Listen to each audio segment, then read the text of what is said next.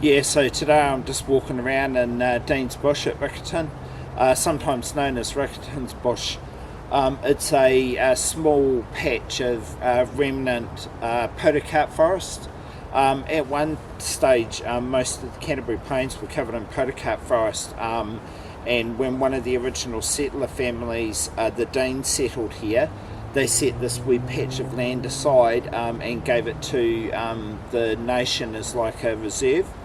Yeah, because even that was like the 1840s, 1850s, even back then they were concerned about how fast the forests were being cut down.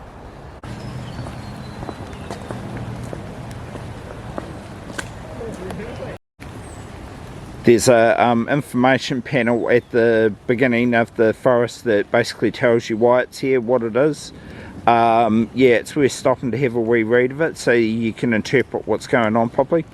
Well, Riccarton Bush is actually part of the Christchurch 360 trail, and so when you follow the track through this area, it takes you off to a wee side trip through the park here, through the reserve. So we'll go through the reserve and have a look around.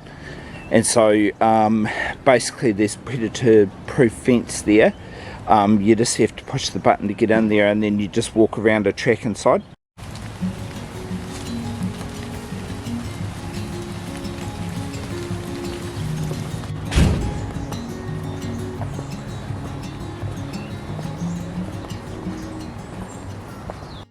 So the bush was a remnant of the forest that covered Canterbury. All of the Canterbury Plains, or most of them, were covered in forests like this when the Europeans first arrived in Canterbury.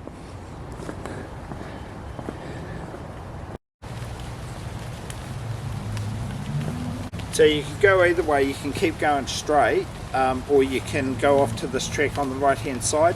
It's a big loop, so it takes you back to the same pace anyway. So there's a circuit that runs through the forest. If you go off to the right here and follow the track round, it comes back to a loop on this side here, and that takes you right around the outside of the forest.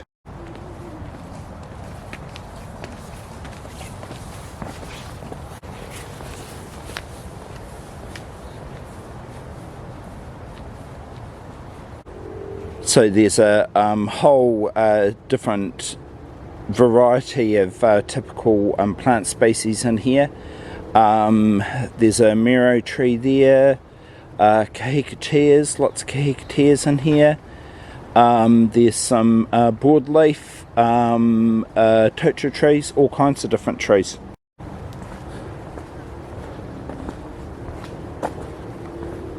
Deans Bush was actually owned by the Deans family, who are one of the prominent early settler families from Canterbury. When they settled here, they actually set this land aside as a reserve, and then they gifted it to the City of Christchurch back around the turn of the century. There's a whole lot of information panels in here that tell you what the trees are, the ones that you're looking at.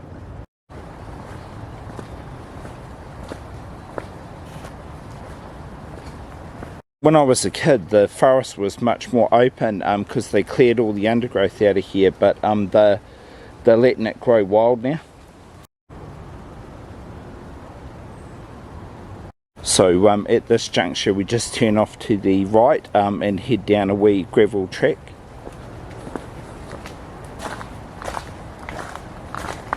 There's a Kahikatea tree there.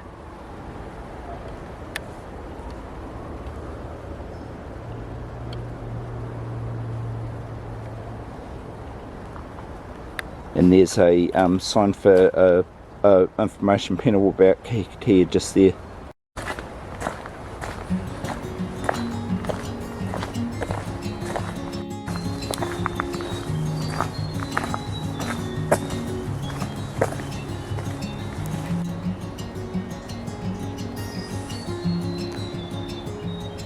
There's a really big Kahikatea tree there. See, it's got that characteristic bark that looks like someone's been hammering on it with a hammer. Yeah, it's got like dents in it. Yeah, you can see there it looks like someone's been hammering on the outside of it. This is the wildest part of the wee reserve. You can see like the bush is quite thick. So there's some areas of boardwalk in here. This is a Kahikatea swamp, so it's very wet. When it rains a lot, the ground down here gets saturated and basically floods. Kahikatea trees are one of those tree types that like really wet conditions. So there's seats at different places around the reserve that you can sit down, and the native birds will fly down and around you.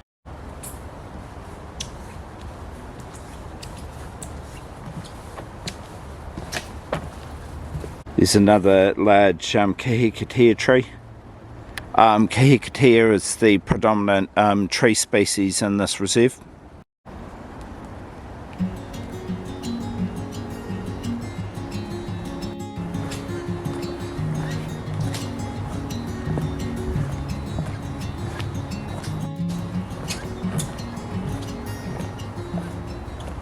The track branches here. If you go off to the left, there's a nice seating area where you can sit in the middle of a whole lot of really big Kahikatea trees, so we'll go down there. It's called the Grove, Te Uru.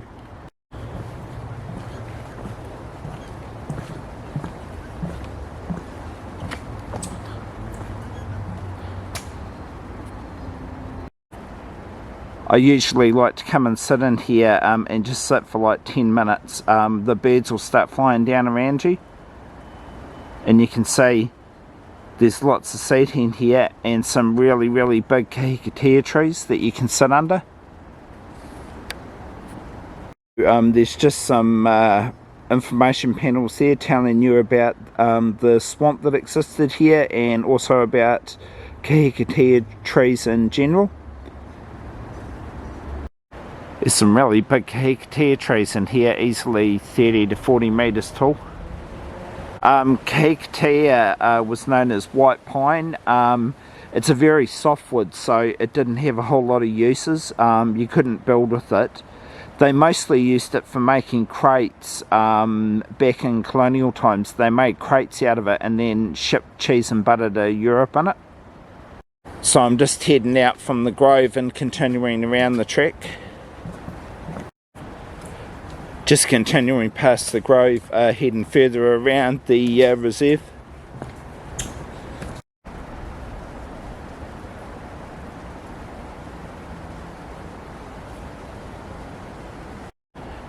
You wouldn't believe it, but the edge of the reserve is only about 40 metres in that direction. I can just barely make out a fence over there. Yeah, you know, the reserve is completely surrounded by city nowadays.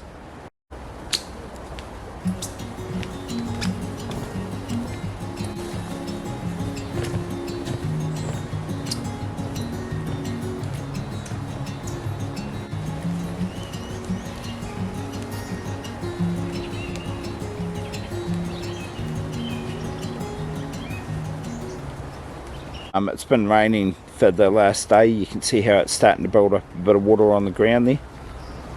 All these trees love wet conditions, so they're thriving in this stuff. They hardly do any work in this bush reserve. Basically they're just letting it grow by itself. So you can see there's like a whole lot of logs down on the forest floor. They just leave them to break down to put the nutrients back into the soil.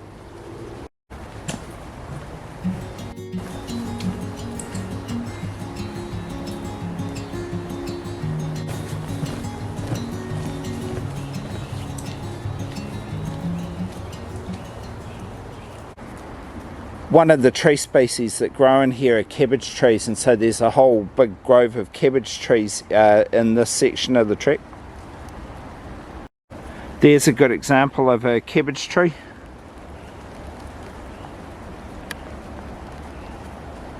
Most of the trek through this reserve is either concrete or boardwalk, but there are some sections where you're walking on gravel. They can be a bit muddy when it's raining a lot.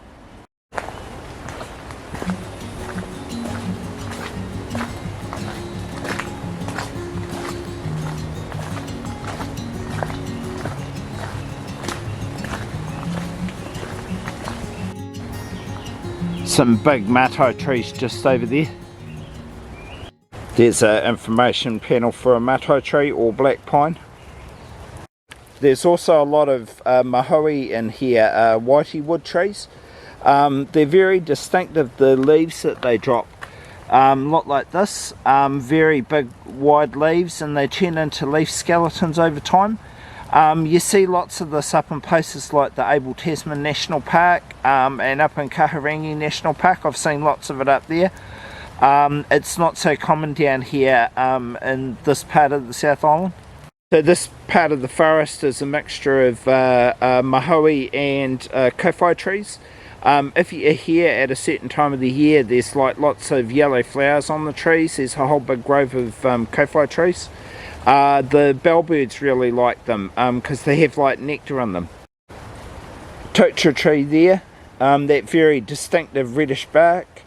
The leaves that fall off them as well, they look like pine needles. And there's the sign at the bottom of the tree.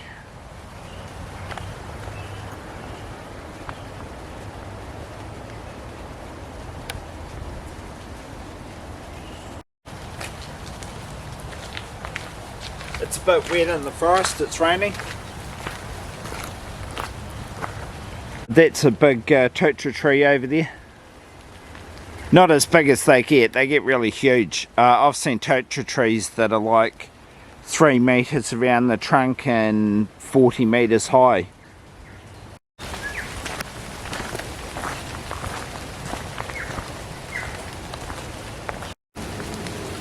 This is a lemon wood tree, otherwise known as a tarata. When you squeeze the leaves and rub them between your fingers, you get a smell almost like lemon balm.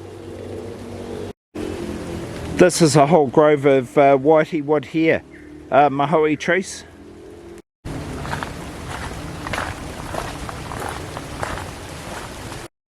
So we're back at that track junction again.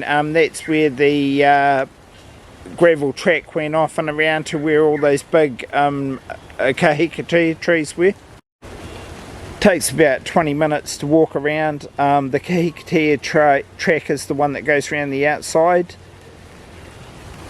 This one here, Nature's Treasure Trail, that takes you around to that area with all of those big Kahikatea trees.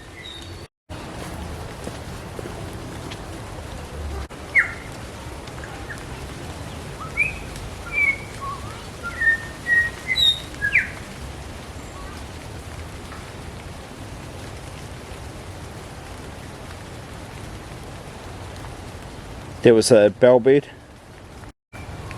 You can just see the edge of the bush reserve just over there. It's about maybe 40 metres away. So you get all kinds of native birds in here. Tui, wood pigeon.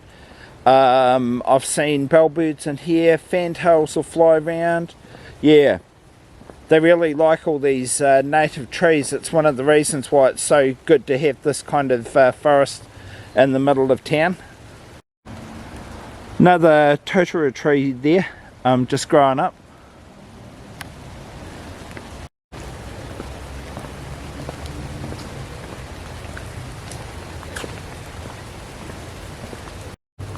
You'll often see fantails in this area.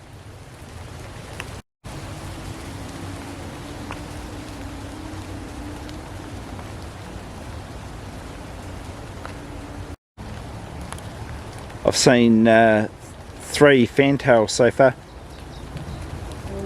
flying around through the trees. There was one that I filmed just back there down on the forest floor, which is unusual. You don't normally see them down there.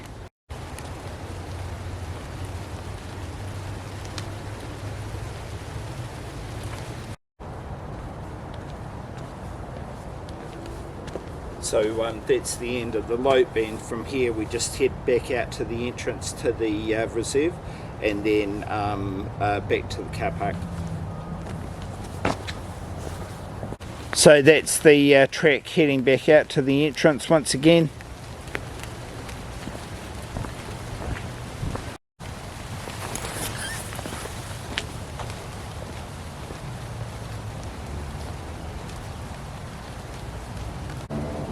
I'm walking back out to the entrance to the bush reserve. It's a really big manuka tree there.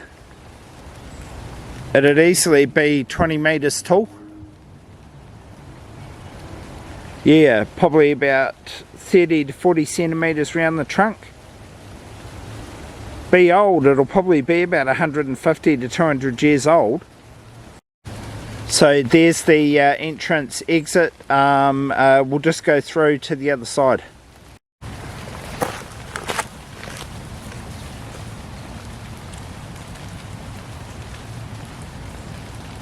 You can donate money for the preservation of this forest. There's some little slots like this around. There's also like an online web page where you can go and pledge money.